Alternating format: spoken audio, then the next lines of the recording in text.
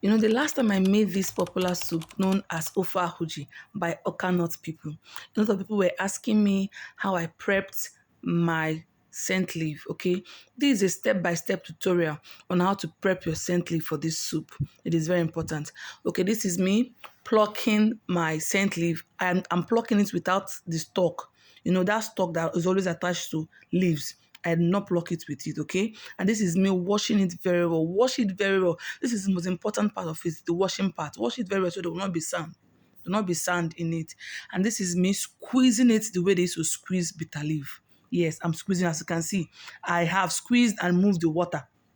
I'm pouring more water to continue squeezing. You will squeeze it till it's like as if it's bitter leaf. You will squeeze it to get to that extent, okay? As you can see, this is how it's looking. It is now very soft. It is now very soft, yes. Always like, share, and comment in our video. See you to come your way next time. Bye.